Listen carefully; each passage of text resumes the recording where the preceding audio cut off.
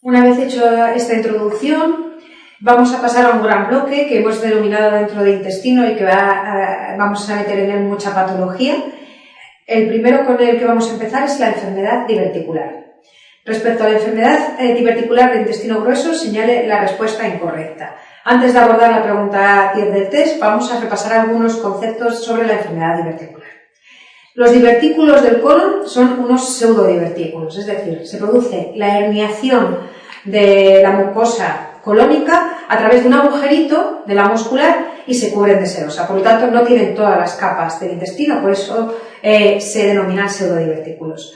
Esto hace que tengamos diverticulosis colónica, que en principio no tiene por qué ser sintomática, No puede dar molestias inespecíficas, pero la suele tener la mayoría, gran parte de la población mayor de 55 o 60 años y generalmente es asintomática. Cuando esos divertículos se complican, aparece la enfermedad diverticular, fundamentalmente en dos formas. O bien porque sangren, la hemorragia diverticular, que generalmente es en el colon derecho, o bien porque se inflamen, que es la diverticulitis aguda, que suele ocurrir en el sigma.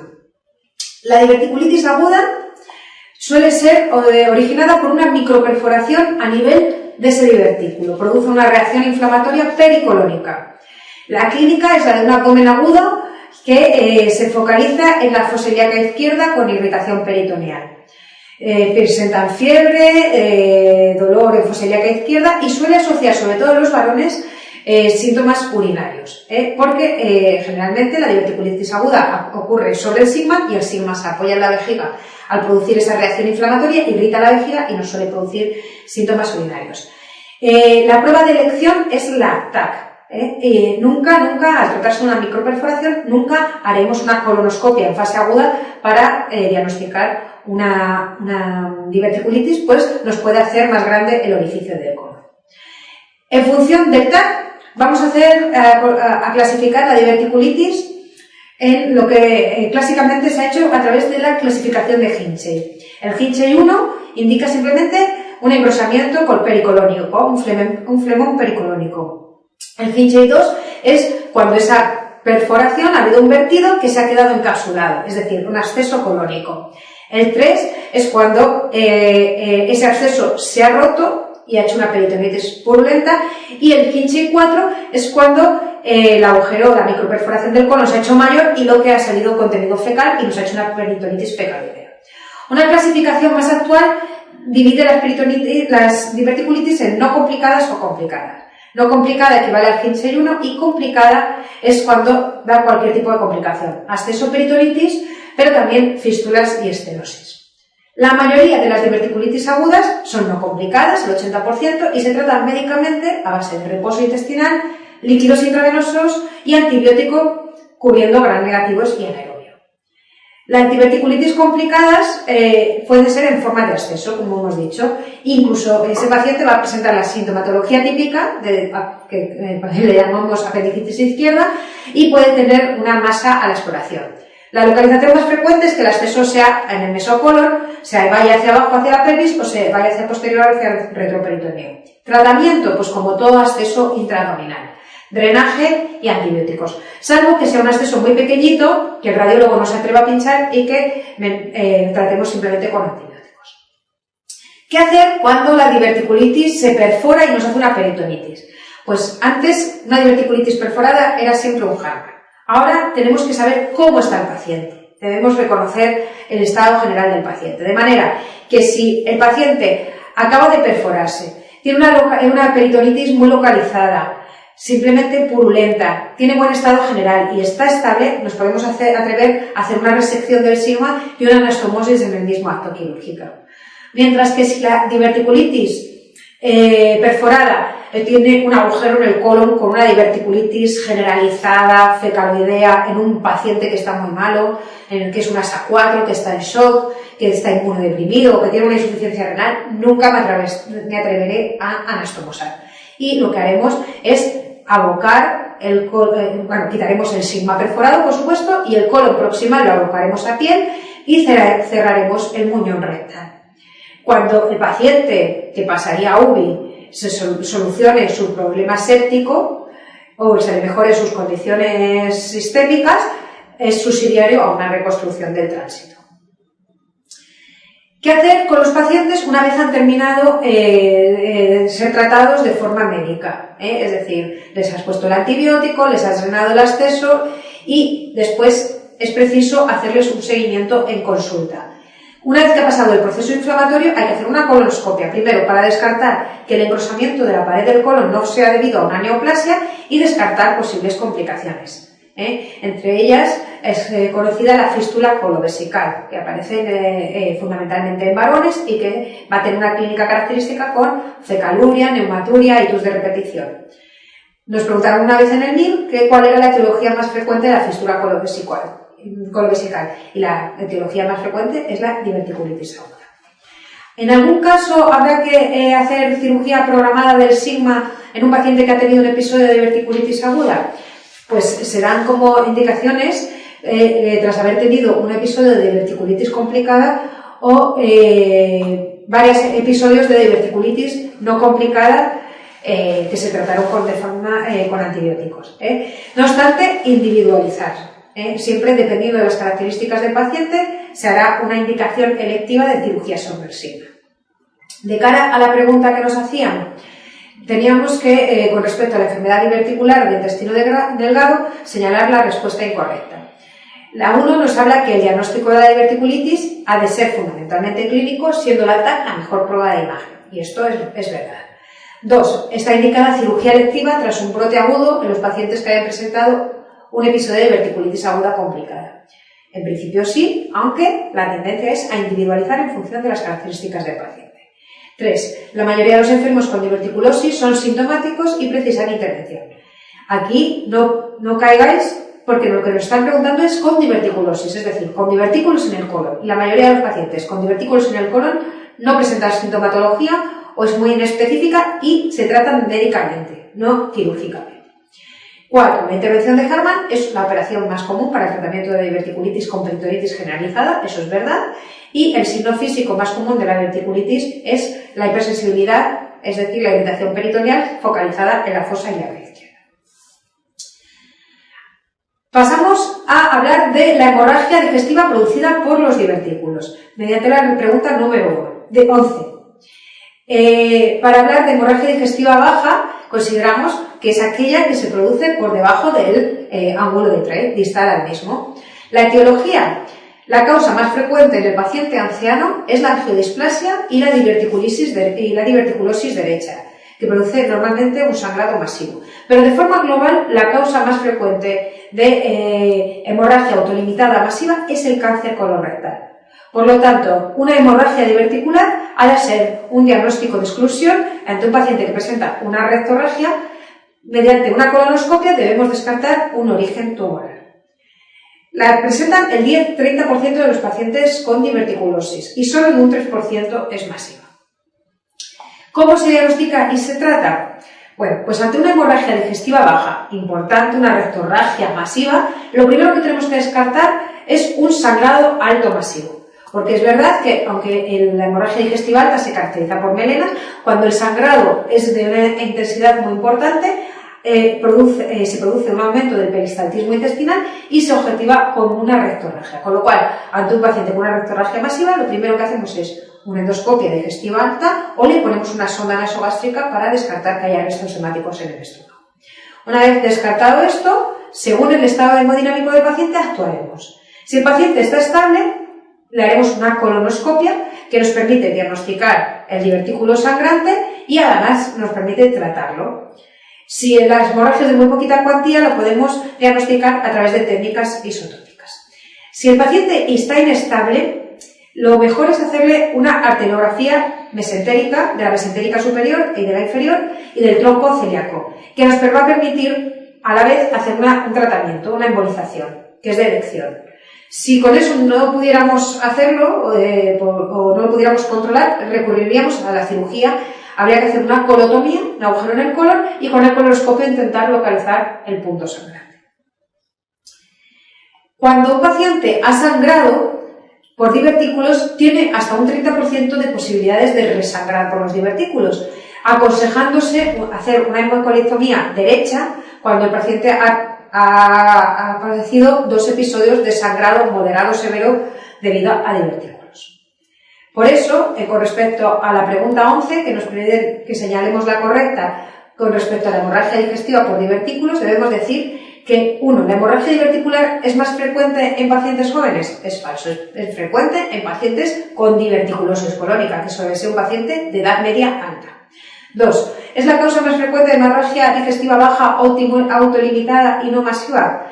En principio, ante una hemorragia digestiva baja, debemos sospechar un cáncer colorectal. ¿De acuerdo? 3, la causa más frecuente de sangrado son los divertículos inflamados del colon izquierdo y sigma. Hemos dicho que las diverticulosis que sangran suelen ocurrir en el lado derecho, mientras que las divertículos que se inflaman ocurren en el lado izquierdo, con lo cual esto también es falso. La 4, el sangrado puede ser masivo, por lo que está indicada la colonoscopia o arteriografía urgentes. Hemos dicho que si el paciente está estable le haremos una colonoscopia y si está inestable una arteriografía, con lo cual esta es la verdadera. Y por último, si se presenta como una rectorragia, el origen se encuentra por debajo del ángulo de Treich, por lo que no es necesario excluir el origen gastroduodenal del sangrado. Esto es falso. Hemos dicho que el protocolo debe comenzar siempre con la exclusión de un sangrado digestivo alto.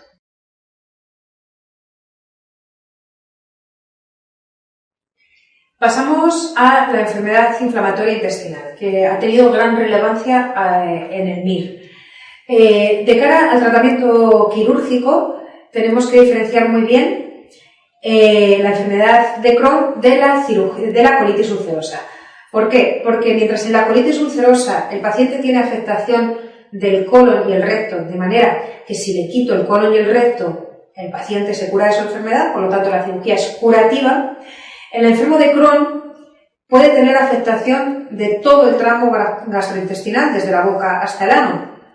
Y se sabe que un paciente que es intervenido en Crohn puede necesitar múltiples intervenciones a lo largo de su vida, con lo cual le puedo tener que quitar gran parte del intestino y dejarle en un síndrome de intestino corto, con lo cual la enfermedad de Crohn, la cirugía en la enfermedad de Crohn debe ser lo más conservadora posible.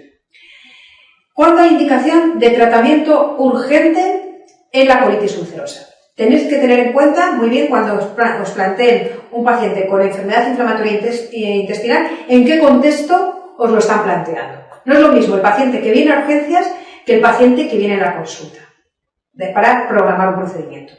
Siempre que viene a urgencias un paciente con colitis ulcerosa que va a precisar un tratamiento urgente, debemos que ser muy cautos, porque la urgencia hemos dicho que le suma morbilidad. ¿Cuándo operaremos un paciente con colitis ulcerosa de forma urgente? Pues cuando presente un brote que, pese al tratamiento médico intensivo, no responde al tratamiento médico. Dentro de estos yo incluyo el megacolon tóxico, cuando esté sangrando a chorro y no lo podamos controlar, o cuando se nos haya perforado y nos está haciendo una peritonitis. ¿Qué es lo que tendremos que hacer de forma urgente en estos pacientes? Pues siempre pensar cómo están ante estas indicaciones. Son pacientes que están muy malos, o bien porque están muy inmunosuprimidos, o bien porque están chocados con un shock séptico o con un shock hipovolémico. Por lo tanto, en esas condiciones no debemos anastomosar. Ahí tenéis el estoma que siempre hay que sacar a estos pacientes. Debemos hacer un procedimiento que solucione de forma urgente el problema que tiene el paciente. Entonces, para ello, lo que tenemos que hacer es quitarles el colon, que es un procedimiento que se hace de una forma más o menos rápida, sacarles una hilostomía y dejar para un segundo tiempo curarles definitivamente su enfermedad mediante la extracción del recto y la reconstrucción de la hilostomía. Esto es diferente a cuando el paciente lo recibo en la consulta porque me lo envía el digestivo para que le programe para una cirugía. Entendéis que en estas condiciones el paciente me lo puedo preparar, le puedo nutrir, le podemos bajar al máximo las dosis de inmunosupresores, quitar los corticoides, etc. Entonces, el paciente se le puede someter a un procedimiento quirúrgico más importante, más agresivo, intentando tenerle lo mejor preparado posible. ¿Cuándo operamos a una colitis ulcerosa de forma programada? Cuando es resistente al tratamiento médico, cuando presenta efectos secundarios que son insostenibles, cuando presenta un cáncer colorectal o una displasia severa, o cuando presenta manifestaciones extraintestinales refractarias al tratamiento médico. ¿Cuál es la técnica? La técnica se llama una porque lo quito todo el colon y el recto para curarle definitivamente de su enfermedad. Procto, porque le quito el recto. Colectomía, porque le quito todo el colon. Restauradora, porque a diferencia de lo que hago en urgencias, aquí sí que vuelvo a restablecer el tránsito. Hago una anastomosis que va a ir desde el ilio distal hacia el ano prácticamente. Luego añadimos la creación de un reservorio ilioanal en J. ¿Por qué? ¿Por qué hacemos eso? Pues porque, aunque generalmente se trata de pacientes jóvenes que sus esfínteres anales funcionan perfectamente, es decir, el contenido intestinal no se les escapa, ellos pueden controlar cuándo evacuar y cuándo no, hemos quitado todo el mecanismo de formación de heces que se hacen en el colon y todo el mecanismo de contención de las mismas, de retención, hasta que decidimos eliminarlas, que es el recto. De manera que el contenido intestinal del ilion directamente pasa al ano, con lo que el paciente lo contiene bien, porque tiene sus músculos, sus esfínteres anales bien, pero tiene mucha urgencia, mucha necesidad de ir al baño varias veces a lo largo del día. Para mejorarle esta clínica, lo que hacemos es plegar el ilion distal alrededor de sí mismo y anastomosarlo, creando un reservorio, que es lo que anastomosamos al ano. De manera que el contenido intestinal que viene por el ilion durante un tiempo puede quedar almacenado en este reservorio hasta que el paciente decide eliminarlo. Esto no le va a dar una continencia, un hábito defecatorio completamente normal, pero le va a mejorar mucho su calidad de vida. El problema es que en ocasiones este reservorio experimenta un proceso inflamatorio de su pared que le rememora a la clínica que el paciente tenía por su enfermedad inflamatoria. Vuelve a tener tenesmo, puede volver a tener dolor abdominal, rectorragia, etc. Es una reservoritis.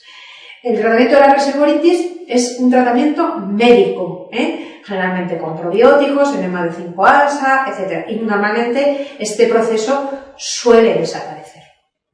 Para terminar completamente la técnica, añadiríamos una ileostomía de protección temporal, puesto que el paciente le hemos realizado un reservorio ilioanal. Hemos hecho una anastomosis muy baja, que como hemos dicho, esas anastomosis tienen riesgo de poder tener fugas, tienen riesgo de poder tener dehiscencias. Esperamos que pueda desarrollar una complicación séptica a nivel de la pelvis, un absceso pélvico. Para prevenirlo, temporalmente le sacamos una ileostomía de protección temporal y una vez que nos hemos asegurado a las 6 semanas de que la parte distal, de que la anastomosis ha cerrado sin producirse ningún tipo de sepsis pélvica, le cerramos la ileostomía y el señor vuelve a hacer deposición por su sitio. Con respecto a esto, lo podemos repasar en la pregunta número 15 del test. El tratamiento de elección de la colitis ulcerosa crónica con evolución insatisfactoria, es decir, resistente, refractaria al tratamiento médico, es la proctocectomía total con reservorio ileal en J, anastomosis en J anal e ileostomía desde descarga. Ello implica: 1. ¿Se conserva el recto del paciente dándole forma de J para mejorar su continencia? Esto es falso, porque lo que se da forma de J es el ilion y el recto del paciente se extirpa en su totalidad. 2. ¿Este enfermo llevará un ano artificial de por vida? No. Llevará una ileostomía de protección temporal hasta que nos aseguramos de que la anastomosis del reservorio y el ano se ha hecho en las mejores condiciones. Está cicatrizada. 3. Este paciente conserva el canal anal, pero momentáneamente desfuncionalizado. Esto es verdad, porque el paciente le hemos quitado todo el recto, le mantenemos el canal anal, pero lo hemos desfuncionalizado a través de la ileostomía de protección temporal. 4. En este enfermo se reseca todo el intestino grueso y buena parte del ilion, aunque conserva el canal anal. El ilion no tenemos por qué tocarlo en un paciente con colitis ulcerosa, donde la afectación del intestino delgado no es esperable. Y por último, es poco probable que en el futuro necesite una nueva intervención. Este paciente, si todo va bien, se le cerrará la ileostomía de protección temporal una vez nos hayamos asegurado de que el reservorio ha cicatrizado correctamente. Con respecto a la enfermedad de Crohn, el concepto tenemos que cambiarlo completamente con respecto a la colitis ulcerosa. Aquí no vamos generalmente a curar al paciente con la cirugía. sino que nos va a servir para tratar complicaciones, fundamentalmente. Debemos conocer que un 75% de los pacientes con enfermedad de Crohn necesitan de cirugía, sobre todo cuando se localiza a nivel iliocecal. Que el 50% de esos pacientes que necesitan cirugía necesitarán reoperaciones. Por lo tanto, tenemos un elevado riesgo de intestino corto. Por lo tanto, en pacientes con enfermedad de Crohn, tanto que la indicación sea urgente como electiva, la técnica va a ser una resección intestinal muy limitada. ¿Limitada a dónde? A donde macroscópicamente nos parezca que esté sano. Y en función de cómo esté el paciente, anastomosaremos o no. De manera que si el paciente hemos hecho una indicación urgente porque esté haciendo una hemorragia masiva, porque se haya perforado, en función de cómo esté el paciente, resecaremos el tramo problema y anastomosaremos o no. Y de forma electiva, en general, como preparamos al paciente, pues casi siempre podremos llegar a hacer anastomosis. Respecto a la pregunta 16, nos hablan de la enfermedad de Crohn perianal. ¿Qué debemos saber? ¿Qué debemos conocer? Pues primero que un paciente con Crohn puede tener todo tipo de enfermedad perianal, como un sano. Lo que pasa es que si un paciente conocemos que tiene un antecedente de Crohn y presenta patología perianal, debemos descartar que esa patología perianal no sea por su Crohn. ¿Cómo? Haciéndole una colonoscopia. De manera que si tiene una fisura, si tiene un colgajo, si tiene una hemorroide en un paciente con Crohn, le hacemos una colonoscopia o una rectoscopia y valoramos cómo está la mucosa del recto. Si tiene actividad inflamatoria, es decir, tiene proctitis, atribuiremos esa enfermedad anal o perianal a la enfermedad de Crohn y se tratará médicamente. Sin embargo, si el paciente no tiene proctitis, pues se tratará como un sano con enfermedad perianal. ¿Qué quiero decir con esto? Que un paciente con enfermedad de Crohn perianal, primero, debemos sospecharlo ante pacientes que tengan patología perianal muy compleja, fístulas muy complejas, fisuras anales tórpidas de localizaciones laterales, etc. O que conozcamos ya que tiene un antecedente de enfermedad de Crohn de otra localización. Tenemos que hacer una colonoscopia, descartar que tenga proctitis y si tiene proctitis, no se debe operar al enfermo de la patología perianal. Se tratará médicamente. Lo único que no podemos tratar médicamente es la presencia de un absceso perianal. No se le puede dejar pus en el perineo. Pero lo que habrá que hacer si tiene un absceso perianal es un drenaje quirúrgico. Pero a diferencia de un paciente sano, donde en ese mismo acto valoraríamos el tratamiento de la fístula concomitante, en un enfermo de Crohn generalmente, si encontramos enfermedad fistulosa, se trata mediante drenajes laxos, con gomitas que lo que nos permiten es tener abierto el orificio interno para evitar que se nos vuelvan a hacer abscesos, sepsis pélvicas y tratamiento médico. Por eso, con respecto a la pregunta 16, nos dicen, con respecto a la enfermedad de Crohn, es cierto que, y nos hablan de que todos los abscesos perianales requieren drenaje quirúrgico, esto es impepinable, tanto en el paciente sano como en el paciente con Crohn.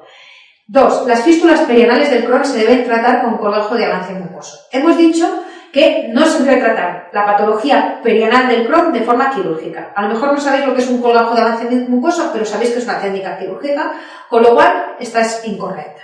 Al igual que la 4, que nos habla que el tratamiento de las fisuras del Crohn es una esfenterotomía lateral interna. Al ser una técnica quirúrgica, no es la correcta para tratar un enfermo con Crohn perianal.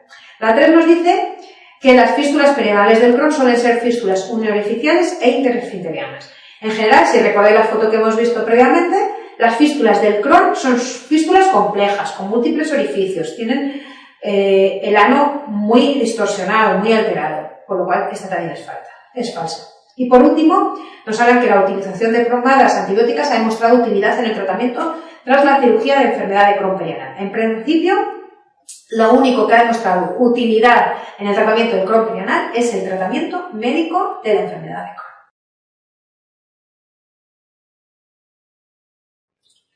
Pasamos a otro apartado muy importante porque también ha sido en múltiples ocasiones objeto de pregunta a mí, que es el cáncer colorectal.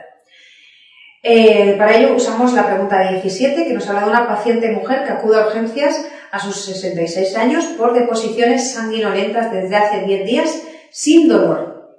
Prefiere notarse más estreñida de lo que era previamente, con ocasionales deposiciones líquidas. Se nota cansada y con menos apetito y dice que ha perdido 3 kilos en 2 meses.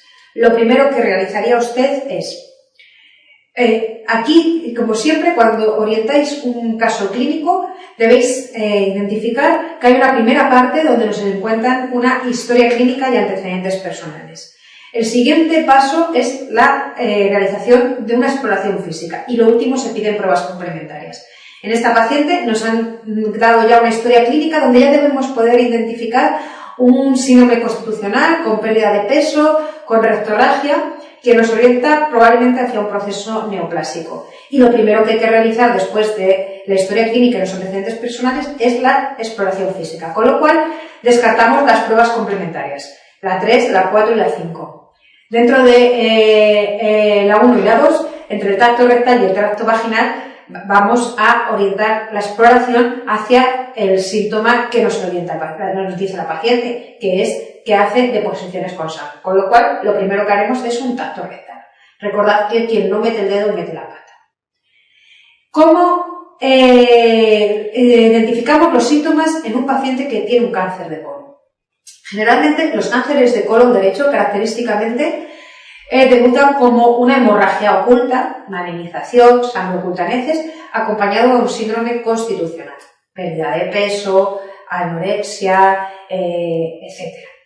Los de colon izquierdo suelen cursar más en forma de estreñimiento y sangrado, rectorragias. También hasta un 25-30% debutan complicándose, principalmente en forma de obstrucción y generalmente el que más se obstruye es el cáncer de ángulo esplénico, seguido de colon izquierdo y por último el de colon derecho. A veces el tumor se perfora, bien sea el propio tumor por necrosis del mismo o a distancia. Por ejemplo, pensad en un cáncer de colon izquierdo obstructivo que va dilatando todo el colon proximal a la obstrucción y que acaba perforándose en el ciego. Eso es una perforación diastásica. Es más raro, pero a veces también debutan con una hemorragia masiva. También tenéis que tener en cuenta que hasta el 25% de los cánceres de colon tienen metástasis en el momento en el que se diagnostica. Una vez diagnosticado, en este caso, en la pregunta 18 nos dicen que la paciente es diagnosticada por una colonoscopia con biopsia de adenocarcinoma de recto, a 10 centímetros del margen anal.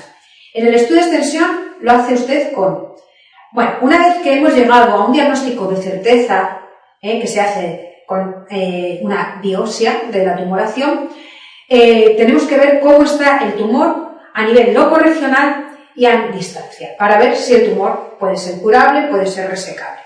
El estudio locorregional en el cáncer de recto trata de buscar, de caracterizar el estado del mesorrecto, que se ha visto que tiene un factor que es pronóstico muy importante sobre la evolución de ese cáncer de recto. De manera que tumores que invaden el mesorrecto o que invaden o que infiltran los ganglios del mesorrecto tienen peor pronóstico, más riesgo de recidiva. ¿De acuerdo? Para clasificarlo, para etiquetarlo correctamente, usamos la ecografía endorectal y la resonancia magnética de la pelvis. Para valorar la enfermedad a distancia, tanto en el colon como en el recto, tenemos que buscar los sitios donde metastatiza generalmente, que son el tórax y el abdomen. Lo ideal es hacer un TAC tóraco-abdominal, aunque la radiografía de tórax nos permitiría también detectar metástasis pulmonares. De manera que en el estudio de extensión de un cáncer de recto elegiríamos la respuesta número 1. Se hace con un TAC abdominal, radiografía de tórax, aunque de elección pondríamos un TAC de tórax, ecoendorrectal o resonancia magnética. Yo diría ecoendorrectal y resonancia magnética pélvica para el estudio locorregional del mesorrecto. Una vez que tenemos etiquetado esto, debemos conocer cuál es la clasificación del TNM y su correlación con la de Astere-Collins o de Dukes para poder llegar a hacer una oferta terapéutica para ese paciente. Para esto debemos conocer la estratificación del TNM, la clasificación de TNM de algún tipo de tumores digestivos, en este caso del cáncer de colon y de recto. Los tumores del tubo digestivo crecen de mucosa hacia serosa. Un tumor que se limita, que no rompe la membrana basal, que también se llama lámina propia, que también se llama musculares de la mucosa, es un tumor in situ, un tumor que no tiene capacidad metastásica. Un tumor que invade hasta la submucosa, es decir, que invade mucosa o que invade submucosa, es un T1 o una de la clasificación de Aster y Kohler. Un tumor que invade hasta la capa muscular es un T2 o un D1 de la clasificación de Aster y Kohler. Un tumor T3 es un tumor que invade hasta la subserosa en el caso de un cáncer de colon o que invade la grasa del mesorrecto en un cáncer de recto. Recordad que no tienen serosa. Y sería un B2 de Aster y Kohler. Y un T4 es un tumor que se sale a la serosa o que invade órganos a distancia. Pues en el caso de un cáncer de recto, que nos invade las vesículas seminales, que rompe el mesorrecto y se sale fuera. Y equivale a un B3. Con respecto a los ganglios linfáticos, con que sepáis que si tiene ganglios linfáticos es un N o un C de Diux, va a ser suficiente para que podáis llegar a una oferta terapéutica. Y con respecto a las metástasis, si tiene metástasis, es un M o un D de Diux. ¿Cómo tratamos el cáncer de colon? En general, el cáncer de colon de entrada es quirúrgico, salvo que presente enfermedad metastásica irresecable. El objetivo del tratamiento quirúrgico va a ser la resección del colon y de todo el territorio ganglionar con ligadura de los vasos en su origen. Para ello, un tumor situado en ciego, colon ascendente o ángulo hepático es subsidiario de una hemicolectomía derecha con una anastomosis iliotransversa.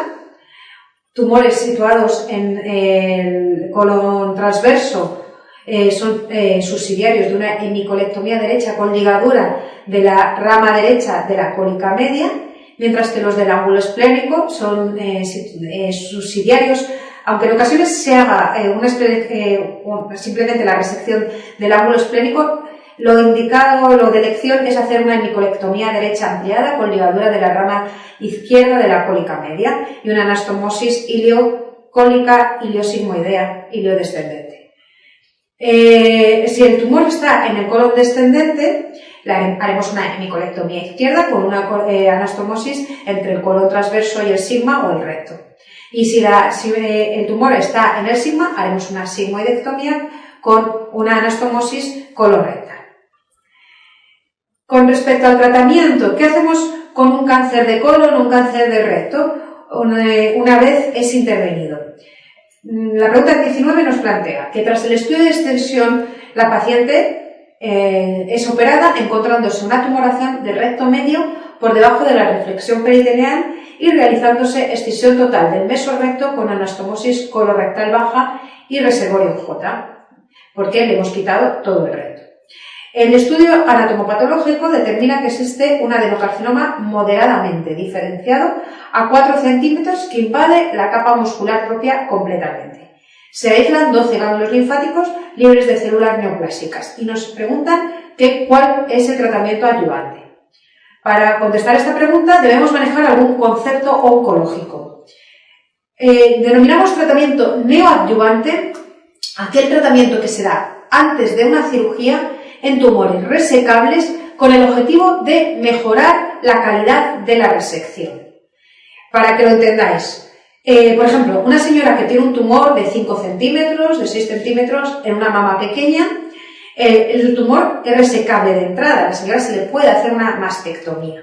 Si le damos tratamiento neoadyuvante con quimioterapia y el tumor se reduce, la señora es subsidiaria de hacer una cirugía conservadora. Es decir, en una paciente que de entrada era resecable, hemos mejorado las características de esa resección. Igualmente ocurrirá en un cáncer de recto, donde tenga mucha cercanía al margen circunferencial, esté invadido el mesorrecto, sea más de un T3, donde el tratamiento neoadyuvante separará, que se hace a base de radioterapia en este caso, separará al tumor del margen circunferencial, intentando separarle al máximo del mesorrecto y mejorando las características de la resección. Eso es la neoadyuvancia. Es diferente al tratamiento de inducción, aunque a veces se usan de forma indistinta. El tratamiento de inducción propiamente dicho es el tratamiento que se da en tumores irresecables para intentar rescatarlos y hacerlos resecables. El caso más característico, luego lo veremos, es el de las metástasis hepáticas de un cáncer colorectal que sean muy grandes y que vamos a intentar, de entrada, eso es irresecable y lo intentamos a base de quimioterapia reducir para intentar hacerlo resecable. Eso es un tratamiento de inducción. Tratamiento adyuvante, que es lo que nos preguntan, es el tratamiento que se da después de la cirugía, el tratamiento oncológico que se da después de la cirugía, con el objetivo de disminuirle la muerte por micrometástasis. Es decir, que si se ha escapado alguna celulita que pueda matar al paciente en un futuro haciéndole una metástasis, vamos a tratarle de disminuir ese riesgo a base de un tratamiento adyuvante. Y tratamiento paliativo, por último, es el que se da a pacientes que son incurables, con el objetivo de disminuirle los síntomas, aumentarle la supervivencia y mejorarles la calidad de vida, pero partiendo de la base de que no vamos a poder tratar, que se va a morir ese tumor. Con respecto a la pregunta, nos hablan de cuándo hay que dar tratamiento adyuvante en un cáncer de colon y de recto. El tratamiento adyuvante en el cáncer colorectal se hace con quimioterapia y se ha visto que mejora las posibilidades de curación y se ha demostrado que en el estadio 3, en un paciente con cáncer de colon, la quimioterapia aumenta la supervivencia. Es decir, lo vamos a dar en todos los T4, en todos los que tengan ganglios positivos. En el estadio 2 no hay consenso porque no se ha demostrado tanta eficacia. Entonces vamos a reservar la quimioterapia a aquellos pacientes que tengan tumores de mal pronóstico. ¿Cuáles son los tumores de mal pronóstico? Por supuesto, que me haya dejado tumor dentro del paciente, márgenes positivos. Que sea un tumor muy agresivo porque tenga un grado de diferenciación pobre, anomalías cromosómicas o que produzca una invasión linfovascular y perineural. O también es de mal pronóstico que el cáncer de colon haya debutado, obstruido o perforado, complicado. También es de mal pronóstico la determinación de un CA superior a 5 nanogramos cuando el cáncer debuta. Cifras preoperatorias altas de CA son factores de mal pronóstico. Y a estos pacientes les asociaremos quimioterapia adyuvante, aunque sea un estadio 2, un T3.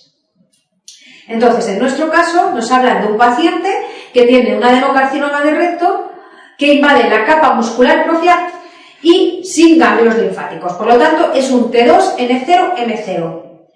Nos dicen que es moderadamente diferenciado, con lo cual no es de mal pronóstico y como tratamiento adyuvante, en principio, al ser un T2 de buen pronóstico, elegiríamos la 5, nada, no precisa tratamiento adyuvante. Con respecto al seguimiento del cáncer de colon, pues lo haremos con marcador tumoral, con el CA. El CA nos va a permitir seguir una evolución con respecto a ese cáncer. De manera que si el paciente eleva las cifras del CA a lo largo del seguimiento, pues debemos sospechar o una recidiva o una metástasis. Para ello, pues le tendremos que hacer, para comprobar esa recidiva o metástasis, le tendremos que hacer un estudio de nuevo, pues con colonoscopia, con TAC, tóraco-abdominal, etc. Si el paciente presenta cifras elevadas de CA en el seguimiento y no conseguimos objetivar recidiva o metástasis con esos métodos convencionales, tendremos que recurrir a la PET en el seguimiento para detectar posibles posibles imágenes patológicas que no han sido detectadas con las pruebas de imagen convencional. Con respecto al cáncer de colon, es falso, nos preguntan en la pregunta número 20. 1. Que la resección de metástasis hepáticas puede ofrecer un aumento de la supervivencia. Esto lo veremos a continuación, pero es verdad. Las lesiones de colon derecho requieren una mecolectomía derecha, como ya hemos dicho. En lesiones obstructivas del colon derecho se realiza resección y anastomosis primaria, esto es correcto. En el estadio B2 de la clasificación de Aster y Collen están afectados los ganglios linfáticos, esto es falso porque ya hemos dicho que cuando hay afectación ganglionar es un C. Y que los pacientes en estadios C y D de la clasificación de Aster y Core requieren tratamiento ayudante. Esto hemos dicho que cuando hay ganglios linfáticos afectos o incluso enfermedad metastásica, el paciente es subsidiario de tratamiento con quimioterapia. Por otro lado, la pregunta número 21 nos dice que un paciente diagnosticado de adenocarcinoma de colon, en la cirugía se descubre una lesión de 2 centímetros de diámetro en la superficie anterior del lóbulo hepático derecho. Se toma una biopsia y esta es informada intraoperatoriamente como metástasis de un carcinoma de colon. Ante ello, su actitud quirúrgica será: antes de contestar a esta pregunta, debemos valorar la enfermedad metastásica del cáncer colorectal, que difiere de la enfermedad metastásica de otros tumores. Si observáis a lo largo de esta primera vuelta y después en la segunda vuelta, generalmente la mayoría de los tumores, en cuanto aparece enfermedad metastásica, es un criterio de irresecabilidad. Esto no ocurre así en el cáncer de colon, ya que en torno al 50% de los cánceres de colon pueden tener metástasis al diagnóstico y la supervivencia a los 5 años, si se aplica un correcto tratamiento de la metástasis, puede llegar al 50% en el paciente con enfermedad metastásica colorectal. Por lo tanto, un paciente con metástasis hepática, si es por cáncer colorectal, puede tener indicación de tratamiento con intención curativa. ¿Cuándo? Cuando consiga controlar la enfermedad primaria, es decir, pueda quitar el tumor primario correctamente, pueda quitar la metástasis con un correcto margen de seguridad, es decir, consiga hacer resección R0, dejar al paciente sin enfermedad ni micro ni macroscópica objetivable tumoral dentro del paciente, sin que se me muera el paciente por una insuficiencia hepática. ¿Cómo puedo calcular esto? Pues hay varios métodos, pero el más frecuentemente utilizado es haciendo una volumetría. Una volumetría es un escáner donde lo que el radiólogo nos hace es, por medio de sustracción, calcularnos el volumen del futuro remanente hepático que quedará sano si quitamos la metástasis, si quitamos el hígado enfermo. Si ese volumen supera el 30% en un paciente sano o el 50% en un paciente hepatópata, consideramos que va a superar la cirugía. Si no, el paciente va a poder morirse de una insuficiencia hepática, con lo cual no podremos operar de entrada. Si no podemos operar de entrada, como en este caso, hay alguna técnica que nos permite rescatar, intentar ayudar a ese paciente para que sea operable, pueda ser resecable en el momento dado. Esas técnicas lo que nos intentan es aumentar el volumen residual o disminuir el volumen de la metástasis. Hay varias, una de ellas, por ejemplo, que lo que trata es de disminuir el volumen de la metástasis, es la quimioterapia de inducción. ¿Veis este paciente con una gran masa metastásica que le ocupa el hígado derecho, que le hace irresecable de entrada, porque el volumen residual va a ser muy pequeño, el que le va a quedar? Entonces lo que hacemos es darle una quimioterapia de inducción y veis que la respuesta en este caso ha sido muy buena y nos va a permitir hacer una resección reglada de la metástasis. ¿Con qué se hace? Generalmente con irinotecan y oxaliplatino. Estos han sido los fármacos tradicionales y ahora se están introduciendo anticuerpos monoclonales a base de cetuximab y bevacizumab para tratar la enfermedad metastásica con el origen de hacer con el objetivo de hacer una quimioterapia de inducción. Otras estrategias, pues por ejemplo, aumentar el volumen residual. ¿Cómo? Pues lo que denominamos la embolización portal. En un señor que tenga una gran metástasis que le ocupe el hígado derecho, lo que hacemos es, por vía percutánea o por vía quirúrgica, sellar la porta derecha, de manera que todo el flujo portal se desvía hacia el hígado izquierdo, todos los factores hepatotrofos, y si esto responde, el hígado sano se hipertrofia, el hígado enfermo se atrofia y nos permitiría hacer una resección reglada. Bueno, el caso es que existen múltiples técnicas para intentar rescatar hacer quirúrgicas las metástasis del paciente con cáncer colorectal con el objetivo de intentar la curación. Por lo tanto, si este paciente tiene un cáncer de colon y una metástasis de 2 centímetros periférica, en la superficie del lóbulo hepático derecho, lo que intentaremos es intentar ofrecerle una cirugía con intención curativa. Por lo tanto, no es un caso inoperable, no es un caso irresecable, no es un caso subsidiario de tratamiento paliativo y nos quedaríamos entre la 4 y la 5. ¿Por qué nos vamos a decantar? Por lo que nos permita curar la metástasis quitando el menor hígado posible, porque tenemos que dejar el mayor volumen residual y para evitarle la insuficiencia hepática secundaria, con lo cual nos quedamos con la 4, resección reglada de colon y exéresis completa de la metástasis frente a hepatectomía derecha.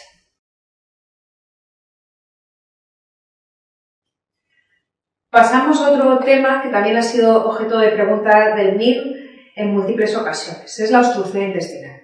¿Cómo identificamos un paciente que viene obstruido? Pues generalmente viene con una distensión abdominal, vomitando, diciéndonos que ha dejado de emitir gases, de hacer deposición y a la auscultación primero podemos observar unos signos de lucha, oyendo muchos ruidos intestinales, hasta que al final deja de tener ruidos y auscultamos un silencio intestinal.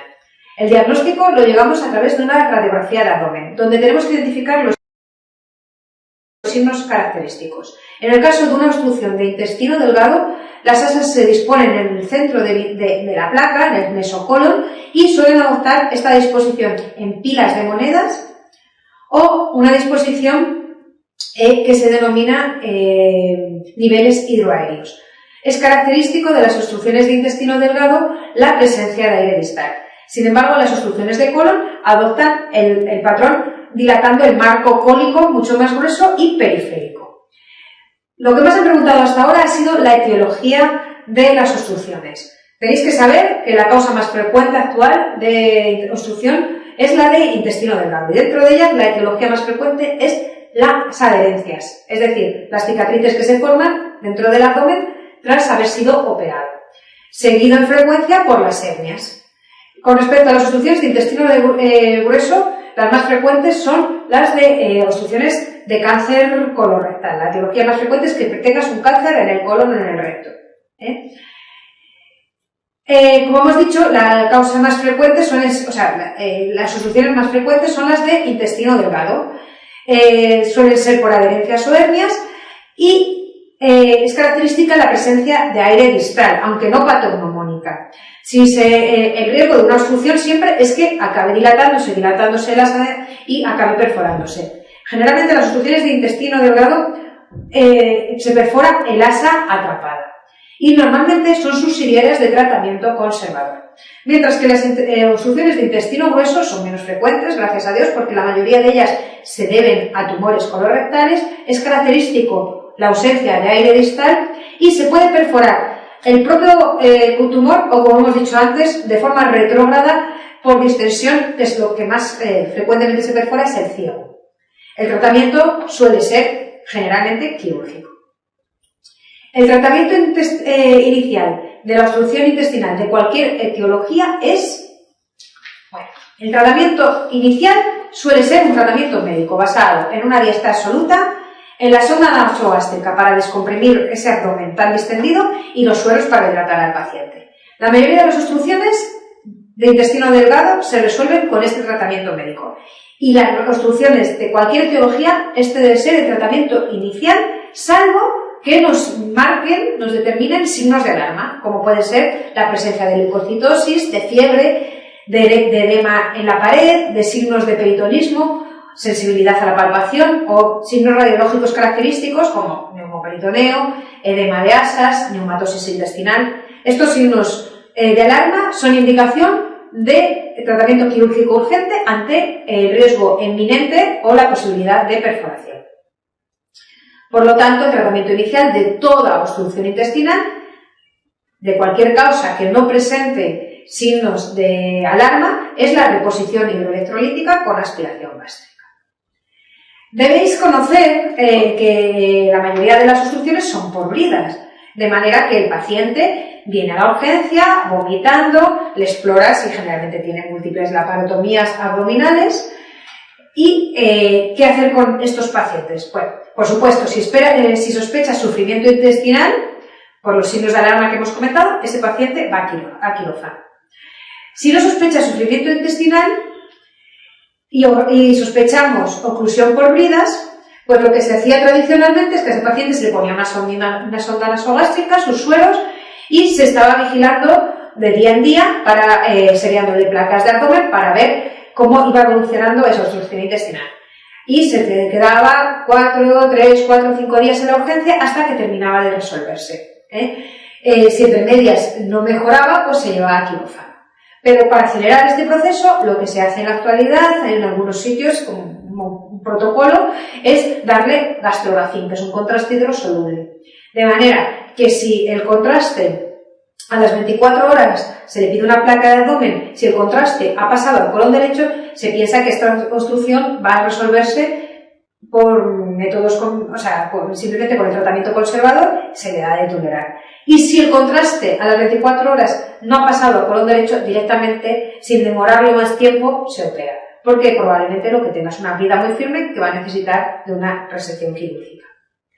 Por lo tanto, la mayoría de las obstrucciones, sobre todo de intestino delgado, se tratan de forma conservadora, pero a veces es necesario el tratamiento quirúrgico de la causa que origina la obstrucción. Pues si es una adherencia muy firme, habrá que hacer una adhesiolisis. Si es una hernia encarcelada que no conseguimos reducir o una hernia estrangulada, pues habrá que hacer una hernioplastia con resección. Si es un Crohn estenosante que no responde al tratamiento médico, habrá que hacer una estricturoplastia. Y por supuesto, si es un cáncer de colon, habrá que hacer una resección de colon. Para concluir el tema de obstrucción intestinal, vamos a repasar la segunda causa en frecuencia, o la primera, cuando no hay cirugías previas, que son las hernias inguinales. Las hernias inguinales han sido objeto de pregunta mil recientemente y a veces llevan a la confusión, con lo cual os conviene tener algunos conceptos claros que os orienten a la hora de contestar las preguntas.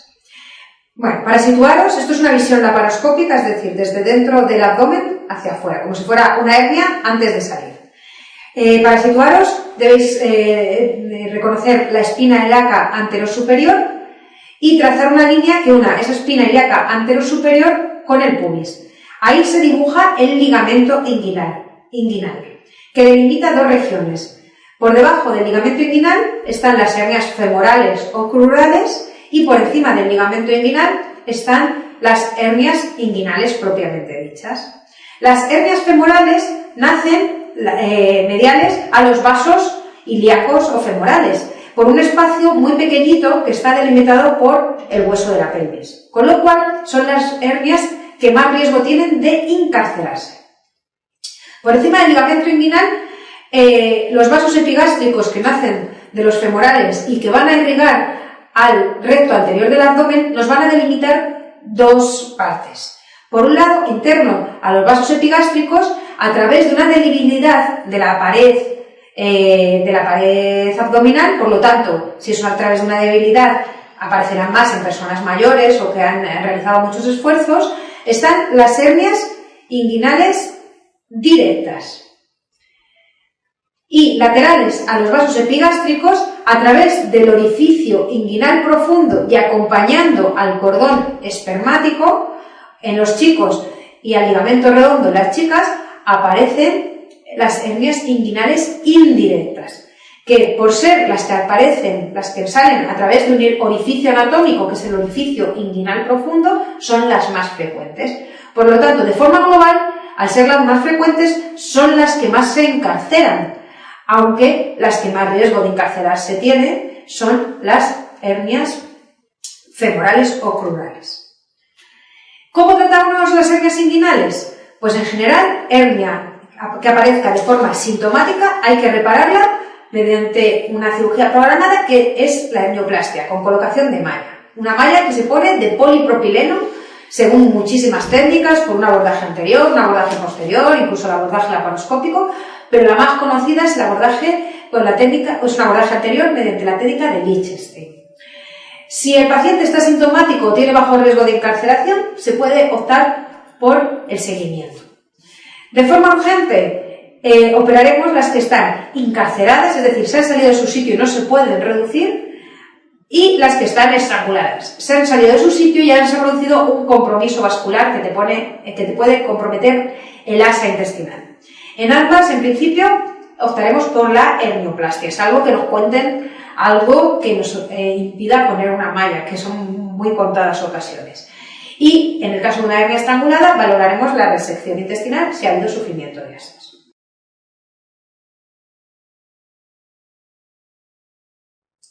Por último, en este apartado vamos a hacer una introducción, una aproximación a la patología anal. ¿Por qué consultan fundamentalmente los pacientes con patología anal? Fundamentalmente por dolor anal. Dentro de un paciente que viene a urgencias o que viene a la consulta por un dolor anal, tenemos tres tipos de pacientes con el que tenemos que hacer diagnóstico diferencial. Por un lado, si presenta dolor anal y rectorragia, generalmente se trata de una fisura anal. El paciente te lo va a contar diciéndote que tras la deposición ha tenido un sangrado muy intenso que ha manchado todo el inodoro y que después se le ha quedado un dolor intenso que le ha hecho acudir a urgencia o le ha hecho consultar. ¿Cómo tratamos las fisuras anales? Pues el mecanismo por el que se producen es una herida en el canal anal, en la mucosa, que cuando te duele lo que haces es contraer el esfínter del ano. Al contraer el esfínter del ano estamos trabajando en contra de que eso termine de curar, porque separamos más los bordes de la herida. ¿Cómo trataremos las fisuras anales? Relajando el esfínter del ano. Para ello usaremos analgesia, medidas higiénicas a base de baños de agua caliente, agua templada, sustancias para que resbalen las heces, aceite de oliva, cualquier sustancia que se pueda poner para que resbalen las heces y no nos levanten el tejido epitelial que se vaya formando, así como laxantes, sustancias que hagan blandas las heces y no nos hagan más daño. Con esto se curan, con estas medidas higiénicas, se curan un gran porcentaje, la mayoría de las fisuras anales. Cuando esto no es suficiente, lo que hacemos es colocar de forma tópica una pomada de nitroglicerina sobre la fisura, con el objetivo de aumentar la vascularización de la zona y producir relajación del esfínter anal. Con esto prácticamente el 90-95% de las fisuras anales cicatrizan. Si finalmente no lo hemos conseguido que cierre, tendremos que recurrir a la cirugía, que es la esfinterotomía lateral interna, que consiste en la sección del músculo esfínter anal interno, que no interviene de forma directa sobre la continencia, sino que solo actúa cerrando el canal anal, y esto, al seccionar este músculo, conseguiremos cerrar el círculo que nos está separando los bordes de la herida y nos permitirá que cierre la herida correctamente. El siguiente supuesto es que se nos presente un paciente que tenga dolor anal y que se acompañe de bulto y de fiebre. Ahí lo primero que tenemos que sospechar es que presente un absceso perianal. Todo absceso perianal debe ser drenado en quirófano bajo sedación o anestesia. Luego tendremos que intentar localizar el origen de ese absceso, que suele ser una fístula. Una fístula que es una comunicación entre la mucosa del recto y la piel del ano. Conforme esa fístula coja más esfínter, será más compleja y más difícil de tratar. De manera que fístulas que sean interesfinterianas o transesfinterianas bajas, que cogen poco esfínter anal externo, que es el que interviene en la continencia, pueden ser tratadas de entrada mediante fistulectomía, puesta a plano. Mientras que fístulas complejas, fístulas que cogen mucho esfínter anal, tendrán que ser estudiadas mediante una eco endoanal, tendremos que tenerlas con un estudio preoperatorio muy importante, las tengamos bien localizadas, preparadas para una cirugía compleja que puede ser, por ejemplo, un colgajo de avance mucoso con el objetivo de cerrar el orificio fistuloso interno. El siguiente supuesto es el de un dolor anal con bulto, pero sin fiebre y sin signos inflamatorios locales. Esto se suele deber a una hemorroide trombosada. ¿Qué es una hemorroide trombosada? Es una hemorroide que ha visto interrumpida su vascularización y tiene trombosis, tiene coágulos en el interior. Eso duele mucho. El tratamiento antes se hacía trombectomía, se abría la hemorroide y se sacaba el trombo, pero ahora se ha visto que eso es igual de eficaz que hacer un tratamiento higiénico, a base de analgesia, baños de agua caliente, sustancias reblanquecedoras de las heces, etc. Con eso suele ser suficiente en la mayoría de los casos. Si no es suficiente o presenta una necrosis de la piel, como la foto que os ponemos, ahí está indicada la cirugía, pero no la trombectomía, no sacar el trombo, sino hacer una hemorroidectomía.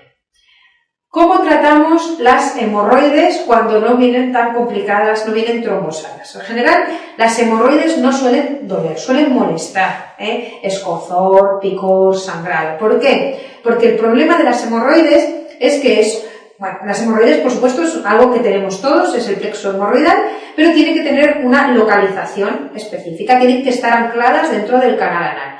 Conforme pasa el tiempo, nos hacemos mayores, tenemos estreñimiento, partos, etcétera, el tejido conjuntivo que ancla las hemorroides a su sitio se va desprendiendo y las hemorroides van descendiendo dentro del canal anal y ahí se hacen sintomáticas. ¿De acuerdo? Lo normal es una hemorroide de grado 1 que simplemente ha descendido un poquito pero no llega a prolapsar y lo que tienes generalmente son rectorragias. Las grado 2 son las hemorroides que prolapsan al defecar pero vuelven a reducirse de forma espontánea. Suelen producir rectorragia, un disconfort moderado, pero nada más. Las hemorroides grado 3 son las que prolapsan al defecar y precisan de la reducción manual.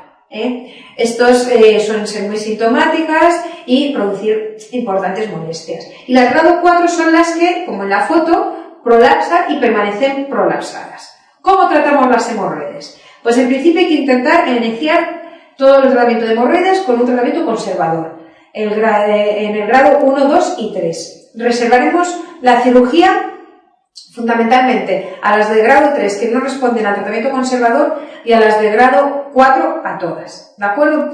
Si el tratamiento conservador fracasa, en las de grado 2 y 3 podemos intentar fijarlas a su sitio de origen a través de una ligadura con banda elástica. Y, por supuesto, en las de grado 3 que no responden a esto y en las de grado 4, como ya hemos dicho, el tratamiento es la hemorroidectomía. Por último, vamos a dar una pincelada a la incontinencia fecal, puesto que ha sido objeto de pregunta en un NIR reciente. ¿Qué es la incontinencia fecal? Es la pérdida de la capacidad de controlar voluntariamente la expulsión de gases o heces, es decir, se te escapan los gases o las heces. ¿Cuál es la causa más frecuente? La obstétrica. Después de un parto, por el traumatismo obstétrico, puedes haber hecho un desgarro muy importante que te haya seccionado el músculo esfínter anal externo y te provoca problemas en la continencia. O también en los partos múltiples, muy laboriosos, etcétera, donde la mujer está mucho tiempo pujando y al final produce una distensión muy importante de los plexos sacros y produce una incontinencia por neuropatías de los plexos. La siguiente causa de frecuencia es la iatrogenia quirúrgica, es decir, que yo vaya a hacer una esfinterotomía y me lleve el esfínter anal externo, por ejemplo. ¿Cómo se valora la incontinencia? Pues por escalas de valoración subjetivas, pues cuántas compresas mancha, cómo interfiere eso en su calidad de vida, etc. Y de forma objetiva se hace a través de una eco endoanal que nos detecta si existe un defecto esfinteriano o una manometría donde se detectaría una alteración nerviosa. ¿Cómo lo tratamos? De entrada, con un tratamiento médico a base de astringentes para hacer el bolo fecal duro y que se pueda contener mejor y rehabilitación del canal anal, reaprendiendo el mecanismo de la continencia a través del biofeedback. De forma quirúrgica, cuando objetivamos un defecto esfinteriano, que es lo que preguntaron en el MIR, si ese defecto esfinteriano es inferior a 180 grados de la circunferencia, en principio es subsidiario de intentar aproximar los bordes del esfínter a través de una esfinteroplastia. Cuando el defecto esfinteriano supera los 180 grados de la circunferencia, esto no se puede llegar a aproximar y lo que hay que hacer es una transposición, como hacer un nuevo esfínter a través de otro músculo, pues del gracilis, del glúteo, etc. Cuando no existe defecto esfinteriano, lo que se atribuye es una alteración nerviosa, se puede hacer una estimulación de raíces sacras a través de electrodos implantados en el sacro y que estimulen las raíces nerviosas.